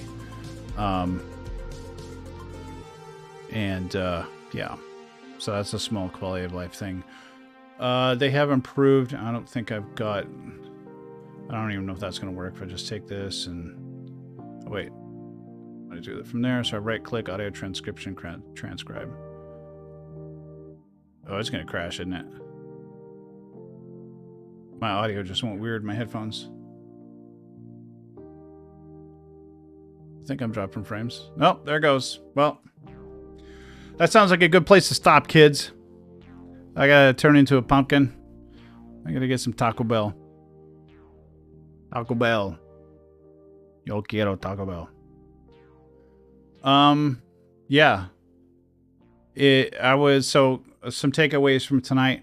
Go and check out see if Blackmagic has released their subscription model for DaVinci Resolve Studio.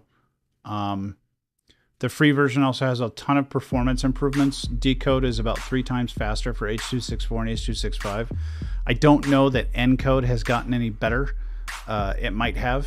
I think they're trying to bring them closer together, and eventually, I don't know if the goal is to just unify the code base and do away with either the free version or do away with the paid version. Just make it free out the gate. It seems to be in their best interest, considering their cameras are getting a little bit more pricey, but still a huge bang for your buck. I mean, they've got that. I think they've got a Ursa Cine 17K resolution with 16 stops of dynamic range. I mean, yummy, right? Well, I mean, if you got more questions, that's what the Discord's for, guys. If you have questions that come up, you're working on a project, you're like, hey, I wonder how this works, or I wonder why it's doing this. Dude, feel free. Hit me up in the Discord. Chances are I'm already sitting on my computer and I'll answer. And if I don't, I'll answer you as soon as I get back to the computer. Like, I'm kind of like your co-pilot.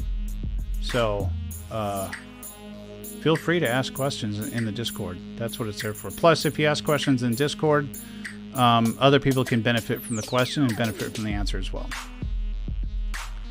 So, that's all I have to say about that. So I hope you guys enjoyed the videos. Hope you enjoyed the fairly limited walkthrough of the new features of DaVinci Resolve 19, because I totally forgot you guys can't hear any of the audio. So why fucking bother at that point? I will fix that part, and we'll talk about the audio features, which are pretty revolutionary, using Intel OpenVINO AI. We'll talk about those features next week. I'll make sure that you guys will be able to hear the audio and hear what you can do to a song. It's pretty cool. As well as some of the examples of the voice isolation, kind of on top of, what do they call it? Anyway, it's different than the voice isolation where you can kind of change the volume of background noise and ambience and the voice itself. It's a little bit more nuanced. We'll talk about those things next week. We'll talk about, hell, we'll turn it into DaVinci Resolve, all things audio. We'll talk about Fairlight. We'll talk about automations and you know, stuff and things. So let's fucking go, guys. Thanks so much for hanging out with me. If you're here, you're not not subscribed, please subscribe. If you haven't done so already, smash that like button. It does help the channel for what that's worth. Looks like a bunch of you have, so I really can't complain. Thank you so much. Thank you for all the questions. Thank you for the submissions. Be sure to get your videos in for next week. Love to see what you're working on. And if you want to also leave a little blurb about like your camera settings, your grading process, I'd love to hear about that. So please feel free to expound on your process for me. Until then, kids, see you next time. Right here, same bat channel, same whatever. Okay, love you, bye.